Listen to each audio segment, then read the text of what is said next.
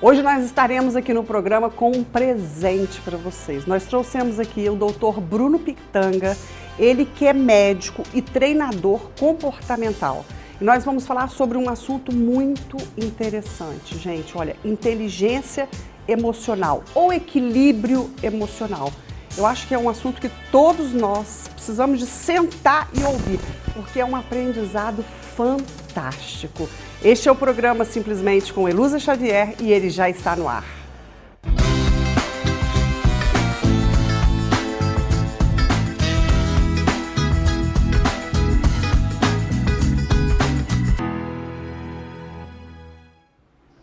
Hoje nós estamos tendo o prazer e a honra de estar aqui com o Dr. Bruno Pitanga, ele que vai falar para a gente sobre inteligência emocional. O que será inteligência emocional, né? Às vezes a gente se perde tanto, achando tantas coisas, esquecemos de algo que seja mais específico. E para isso nós trouxemos aqui um grande estudioso para que ele possa falar um pouquinho para a gente. Doutor, primeiro eu gostaria de agradecer muito a presença do senhor, é um prazer tê-lo aqui conosco. Prazer e honra é todo meu. Quando a gente fala de inteligência emocional, a gente fala especificamente de quê? Para as pessoas entenderem de uma maneira mais fácil, a gente fala de equilíbrio emocional.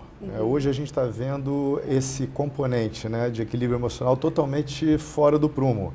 E as pessoas não estão nem se dando conta disso, né? Vão vivendo a vida, se deparando por problemas muitas das vezes pequenos e que perdem totalmente a estribeira, perde totalmente esse equilíbrio emocional e acaba cometendo coisas que não deveria, ou falando de uma forma que não deveria e não saindo da situação da maneira que seria mais inteligente, né? Porque quando você está dentro de um quadro emocional, você acaba se perdendo. Agora, imagino eu que para que a gente consiga esse equilíbrio é preciso de um trabalho profundo. Aonde que a gente chega aí? Eu penso assim, hoje as pessoas podem até estar muito bem situadas de onde elas estão e até muito bem situadas também de onde ela quer chegar. Só que quando isso tem um caminho, tem um processo para você sair do ponto A e chegar no ponto B. E durante essa trajetória, muitas das vezes não acontece do jeito que a gente está esperando. Acontecem situações inesperadas, muitas das vezes a gente chama isso de problemas. E nessa hora é que vem à prova a sua inteligência emocional. A capacidade de lidar com esses problemas de uma maneira perfeita, sem perder o equilíbrio. Essa é a parte-chave da coisa. Ok. Eu queria deixar bem claro aqui que quando a gente fala de equilíbrio emocional, a gente não fala de classe social. De jeito nenhum. Ok. De jeito nenhum. O que a gente vê hoje, se a gente for fazer uma análise de como nós estamos vivendo, do ponto de vista até do alto índice de suicídio no mundo, né? Pra você ter uma noção, saiu agora uma pesquisa mostrando que a cada 4 segundos alguém no mundo está tentando se matar. E a cada 40 segundos alguém consegue se matar. Então, enquanto nós estamos conversando aqui... Um índice muito alto. Um índice muito alto. E se a gente for parar para pensar, isso vem aumentando a cada ano. E como a vida hoje é tão mais fácil de ser vivida do que antigamente, o que mudou? Se o genoma humano é o mesmo há 20 mil anos atrás, o que mudou é o estilo de vida, o padrão comportamental. Essa quantidade de device, de dispositivos eletrônicos que tem, né, o computador, enfim, celular, e o pessoal está preso dentro desse componente, estão esquecendo de brincar e esquecendo principalmente de como que você lida com a sua família. Eu acho que o problema maior está com relação a pai, mãe, filhos, quer dizer, a sua família, né, o seu lar. Antigamente você brincava na rua, você tinha um monte de amigo, você saía para passear, enfim, tinham várias situações onde você combinava encontrar com as pessoas e conversavam.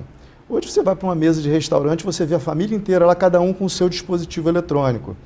Isso é um absurdo, né? Porque você perde essa interação interpessoal, familiar, que essa é a base de tudo. Então as pessoas hoje elas estão se frustrando por coisas mínimas, achando que a vida está um fardo, onde na verdade hoje está tudo muito mais fácil do que antigamente. Então é um paradoxo, uma coisa meio louca e que tem que ser discutido, debatido, mas eu acho que o foco tem que ser a gente voltar a esse componente familiar de uma maneira mais carinhosa, né? Os pais não estão mais Ficar com o filho não quer dizer que você está com ele, se você coloca ele lá com um monte de cala-boca, que são esses brinquedinhos eletrônicos, no chão, e você está ali do lado também no seu brinquedinho. Estar com seu filho é sentar no chão com ele, é brincar com ele, é escutar as dores dele, as glórias dele. Quer dizer, isso tudo é importante para você aumentar a autoestima e realmente ter uma criança que tem um futuro, né, promissor.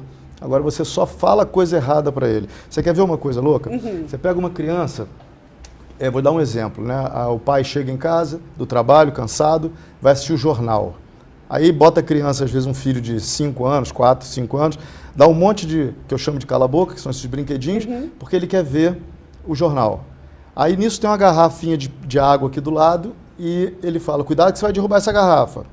Aí o menino pega a garrafa para levar na cozinha, tropeça no brinquedo e derrama. Aí ele vai, segura o menino, sacode o menino, tá vendo? Eu não falei, você não faz nada direito, eu não tenho tempo nem para ver o meu jornal, chego em casa cansado, um duro danado. Quer dizer, o que gera dentro do componente emocional dessa criança? Ele já passou para essa criança tudo que ela vai refletir lá na frente. Vai refletir lá na frente. Por quê? Porque ele não vai ter, a criança vai estar pensando o quê? Tudo que eu faço não dá certo.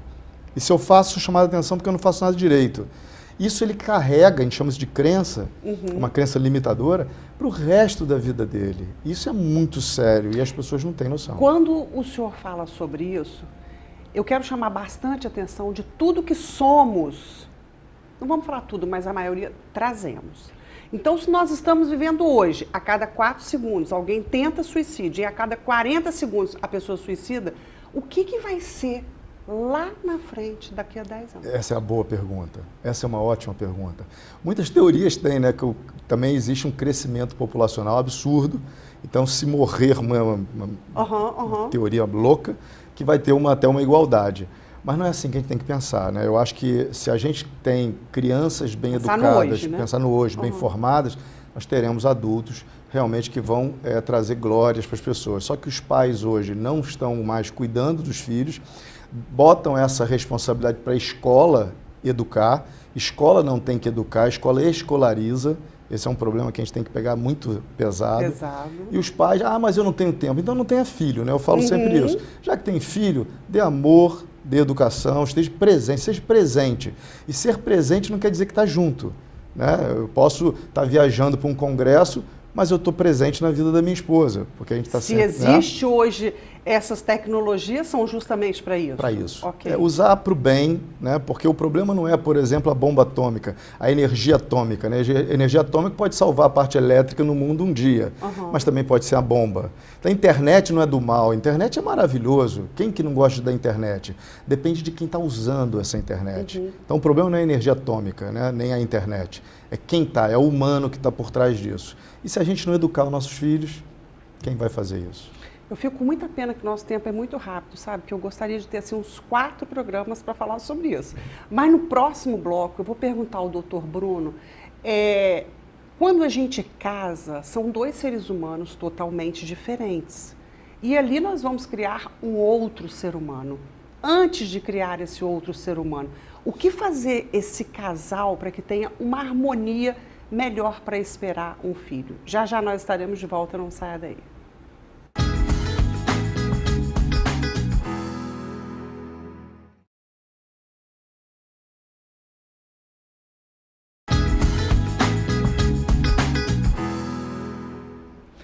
De volta, nós estamos aqui com o Dr. Bruno Pitanga, ele que é médico, e nós estamos falando sobre equilíbrio emocional. A última pergunta que foi lançada foi sobre quando o casal se encontra, né, 2 pessoas criadas completamente diferentes e resolvem ter mais uma pessoa, que é o neném que chega. Mas antes disso tudo, o que fazer para que isso venha a ser harmonizado, doutor? A primeira coisa, assim, essa criança, né, o núcleo do casamento, do casal, o homem e a mulher, ela tem que pensar, claro, né, definir isso muito bem, se é um desejo dos dois terem filhos, quantos filhos, independente do sexo, enfim. Só que eles têm que pensar o seguinte, nós vamos ter um filho e esse filho tem que ser extremamente desejado, esse é o primeiro ponto, tanto pelo homem como pela mulher. Porque uma criança desejada é uma criança que já nasce, vamos dizer, muito à frente das que não são desejadas, né? Você pode ver filhos aí que não são... Às vezes tem até, depois que engravidou, ficou de boa, mas passou um período gestacional, o homem não querendo, ou a mulher não querendo, essa criança ela já nasce com uma série de alterações emocionais que poderiam ser completamente desnecessárias se fossem esperados e desejados. Mas depois que a criança nasce e é amada e o que for, a gente passa por um outro nível de problema, que é a questão de você não confundir que o núcleo do casamento, a importância do casamento ou da família é o casal, é o homem e a mulher.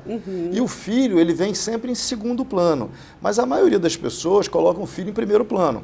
Você vê muito isso quando você está passeando no shopping e você vê o homem de mão dada com a criança e a mãe de mão dada com a criança. Quer dizer, está tudo errado ali. Quem estuda o comportamento humano entende que o certo é eu estar de mão dada com a minha esposa ou com o meu esposo e a criança do lado de um ou do outro. Nossa, isso é muito bacana. Isso é muito sério, inclusive, porque as pessoas não param para ver.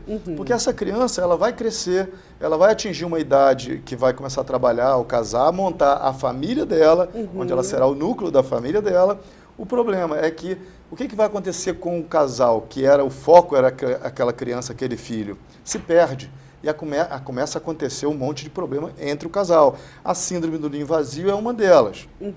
Só que se você olhar para o seu filho e ele chegar, tem 30, 38 anos, 40 anos, está morando com o pai e com a mãe, isso parece maldição. Né? Não está certo. O filho tem que buscar a vida dele, construir a família dele e quando tudo vai, o que sobra? O homem e a mulher. Então, não pode esquecer o relacionamento que o núcleo é o homem e a mulher. O filho é algo mágico, é algo incrível, é algo que vai apimentar, vai dar o tempero para a família, não tenho dúvida disso. Mas não colocar o filho na frente do relacionamento de base.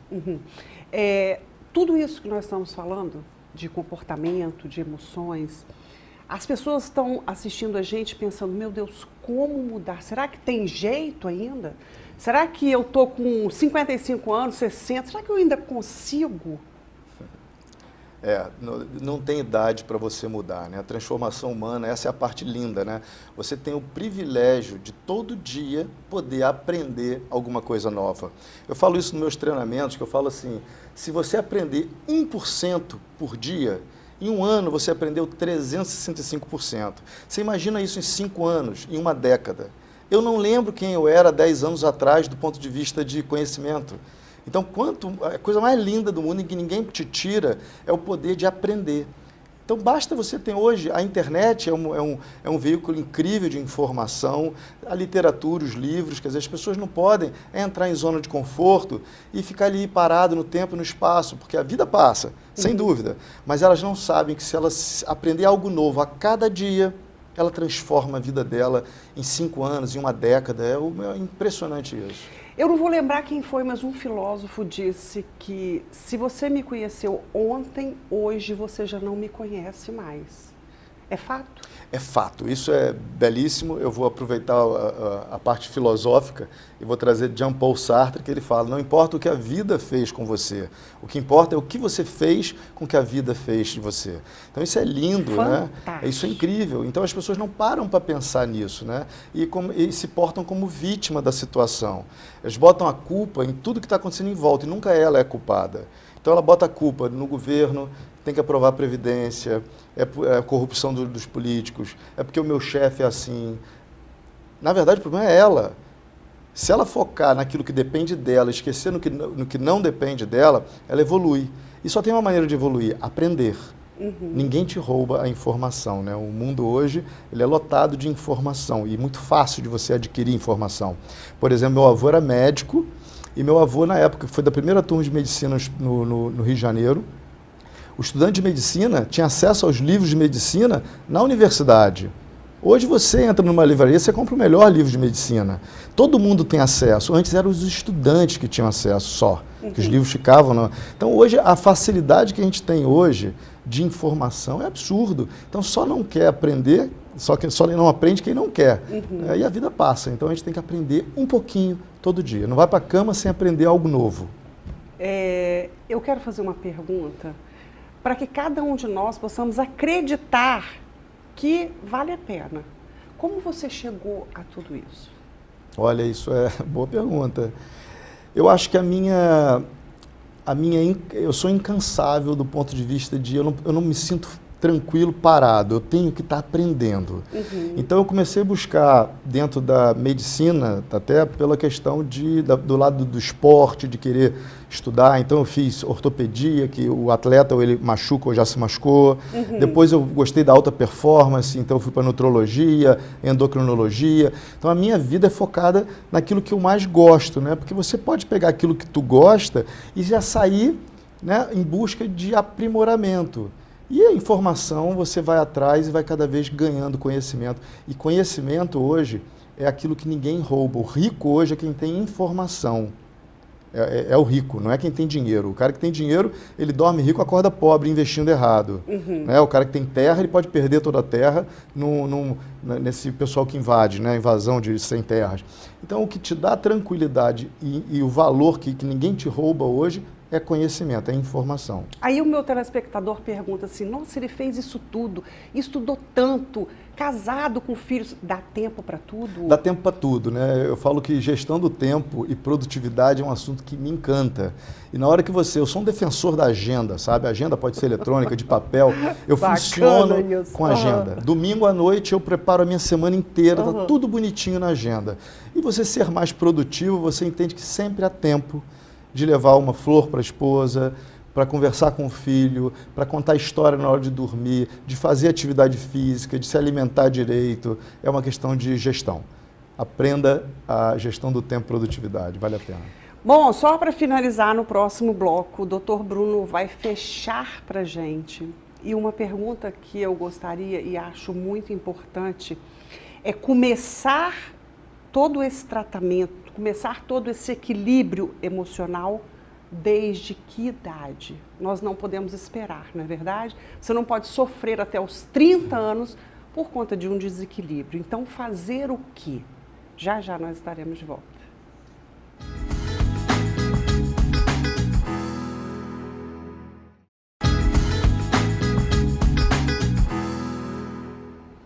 Nós estamos aqui com o Dr. Bruno Pitanga, ele que é médico, e a gente está falando sobre inteligência emocional, equilíbrio emocional. Aí eu gostaria de te fazer uma pergunta. As mães que estão nos assistindo, que têm filho pequenininho, como é que é isso de equilíbrio e inteligência emocional para com uma criança? Como passar isso para a criança? Essa pergunta é ótima. Eu sempre falo o seguinte, os maiores problemas que a gente consegue adquirir na nossa vida quando adulto vêm da nossa infância. As nossas crenças, tudo que são colocados na nossa cabeça, quando na primeira infância, que eu digo que é do 0 aos 7 anos até os 12 anos, elas são colocadas sem culpa alguma pelos nossos pais. Por que isso? Porque, na verdade, quando a gente é criança, os nossos super-heróis é pai e mãe. Na adolescência já são os amigos, mas quando é criança é pai e mãe. E na primeira infância, quando a gente é novinho, a vida é um conto de fadas, né? A gente não sabe que existem mau caráter, bom caráter, não tem isso. Então, o que acontece? Quando você tem uma decepção com seu pai e sua mãe, aquilo te fere muito. E uma crença é colocada na nossa cabeça, geralmente sob forte impacto emocional. Então, quando criança e a vida é um conto de fadas, você se decepciona com seu pai porque falou alguma coisa, ou te bateu, te sacudiu de uma forma errada, ou algo que ele tenha dito, aquilo fica registrado no inconsciente da pessoa. E muitas das vezes você não consegue evoluir na vida por conta de uma crença colocada lá novinho. Quer ver uma coisa? Hoje você senta na mesa de almoço com seus filhos, você fala de tudo, até de sexo, mas não fala de dinheiro. Então a gente nasce escutando o quê? Dinheiro é sujo, rico não entra no reino de Deus, caixão não tem gaveta, tem um monte de besteira falando de dinheiro. Como é que você vai ficar um adulto e ficar rico? Como é que você vai prosperar financeiramente se as crenças para dinheiro são todas negativas? Então você fala um monte de besteira para filho, muitas das vezes sem equilíbrio emocional, sem maldade, por isso que eu falo que é sem culpa. Você fala, homem não chora. Umas besteiras que você fala, né? Eu não gosto mais de você, eu não te amo mais, você tinha que ser igual ao seu irmão. Frases que são do dia a dia, mas que ferem. Por quê? Porque marcam e a criança ela vai crescer dentro do inconsciente dela, bloqueando um monte de coisa na vida. Muitas das vezes faz uma faculdade, tranca, não, começa outra, tranca, não evolui, fica patinando no molhado, porque ela está presa dentro de crenças colocadas desde pequeno. Então a gente tem que ter muito cuidado com as coisas que a gente fala para filho. Não estou falando que não é para chamar atenção, né, pôr limites e tal, mas dentro de um equilíbrio emocional. Gritar com uma criança, você não vai conseguir absolutamente nada a não ser traumatizá-la. Uhum. Doutor Bruno, eu vou te dar um tempinho assim, enquanto eu vou falar, para você pensar em algum testemunho de alguém que já fez o treinamento com o senhor e que foi algo assim fantástico. Enfim, em todos os treinamentos, com certeza, as pessoas se colocam. Algo que tenha te marcado profundamente de um testemunho de alguém que estaria num treinamento. Ok. Um momento do meu treinamento pergunta assim, tem alguém na plateia que não consegue evoluir na vida? Justamente isso. Faculdade, não consegue parar, não para no emprego. E aí muitos levantam a mão, aí eu pergunto, quem quer vir aqui na frente resolver isso? Aí poucos, né? Porque o pessoal tem timidez. E aí, nesse foi uma senhora, uns 50 anos mais ou menos, morena, e ela fica de olho fechado, olhando para todos, né? De olho fechado, de frente.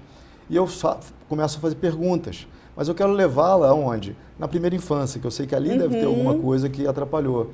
E ela me respondeu o seguinte, eu perguntei, como é que eram seus pais, você criancinha? Ah, minha mãe era um amor. Se a mãe é um amor, o pai não era. E o seu pai? Ah, meu pai era muito bravo. Eu bravo por quê? Porque ele me batia. E como que ele te batia? Ele me dava uma coça de fio de cobre de eu ficar toda lanhada, com 6 anos. Você imagina. Aí na hora, todo mundo assustou, e ela de olho fechado, aí eu perguntei para ela, e quantas, você tem filhos? Ela falou, tem um só. Quantas vezes você bateu no teu filho com fio de cobre? Ela, doutor, uma vez só. Porque repete padrão. Há uma repetição. A gente faz muitas coisas dos nossos pais até hoje, sem perceber muitas das vezes. E aí eu voltei. E o que o seu pai falava para você quando te dava uma coça de fio de cobre? Que eu não ia ser nada na vida, que eu não valia nada. Tá aí a crença colocada e aquilo perdurou a vida inteira. E como é que eu não vou chegar lá também, chamar ela lá na frente para não resolver isso, claro, né? Com certeza. E como que a gente resolve isso? De 2 formas, compreensão e perdão.